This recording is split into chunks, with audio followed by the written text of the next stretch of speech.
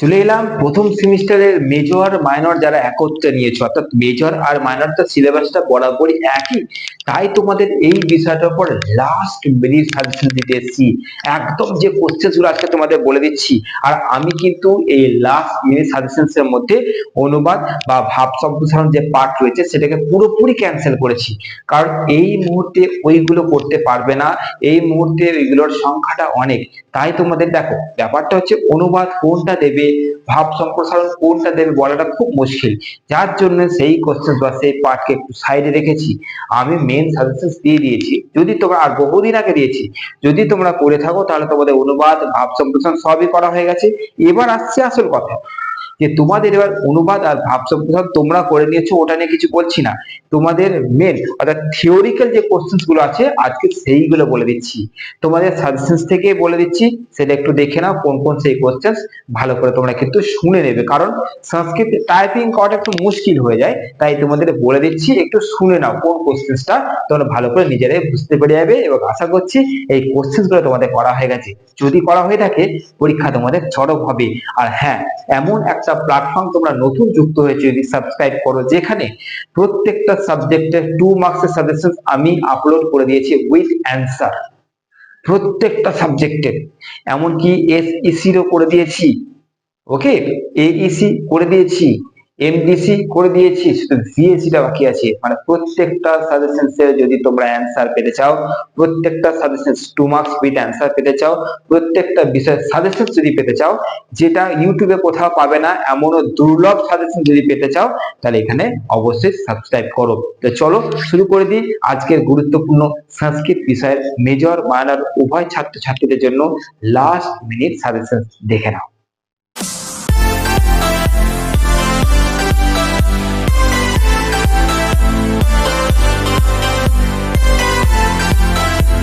প্রথমে তোমাদের চলে যাচ্ছি টিকা। টিকার মধ্যে কি করছো, মেজরে করছে কি ভট্টিকাব্যম, মেঘদূতম। এই যে ভট্টিকাব্যম আর মেঘদূতম রয়েছে, এইটা কাদের রয়েছে তোমরা ভালো করে জানো, যে ভট্টিকাব্যম আর মেঘদূতম যারা মেজরে পড়াশোনা করছো তাদের রয়েছে। এই দুটো টিকার মধ্যে তোমরা ভট্টিকাব্যম যে আছে, ভট্টিকাব্যমটা বেশি করে করবে, মোস্ট ইম্পর্টেন্ট। যারা মাইনরে নিয়েছে তাদের জন্য টিকা কি থাকবে, কিরাটার্জুনিয়ম আর শিশুপাল বধম। এই যে শিশুপাল বধম রয়েছে আর কিরাটার্জুনিয়ম রয়েছে, কিরাটার্জুনিয়মটা বেশি করে করবে, মোস্ট ভাইটাল। মানে টিকা যদি বলো তোমাদের এইখান থেকে দেবেই, এই চারটে থেকেই তোমরা টিকা পেয়ে যাচ্ছ, এই চারটে থেকেই। ওকে, আচ্ছা, নেক্সট মেজর মাইনর উভয় ছাত্রছাত্রীদের জন্য কি কোশ্চেন করবে, ভারতীয় জীবন ও সাহিত্যের উপর মহাভারতের প্রভাব। ভালো করে বুঝতে পারছো, মহাভারতের প্রভাবটা তোমরা করছো, আর রামায়ণের প্রভাবটা হালকা করে দেখে যাচ্ছ। নেক্সট সংস্কৃত সাহিত্যে বৃহত্রয়ী মানে বলতে কি বোঝো, ওকে, বৃহত্রয়ী মানে কোশ্চেনটা দেওয়াই ছিল যে বৃহত্রয়ী বলতে কি বোঝো। নেক্সট হচ্ছে তোমাদের যে কালিদাস বিরচিত মহাকাব্যগুলি আলোচনা করো, অর্থাৎ কুমার সম্ভব আর রঘুবংশম, এটা হচ্ছে কালিদাস বিরচিত মহাকাব্য। নেক্সট তোমাদের কি থাকবে, যে রঘুবংশম মহাকাব্যে লক্ষণ, অর্থাৎ এরা কিন্তু যারা মেজর পড়াশোনা করছো সংস্কৃত নিয়েছো তাদের জন্য থাকবে এই কোশ্চেনটা, যে লক্ষণের চরিত্র আলোচনা করো। আর যারা মাইনরে পড়ছো তারা সীতার চরিত্র আলোচনা করো, এই কোশ্চেনটা করছো, আসবেই, এই কোশ্চেনটাই আসবে।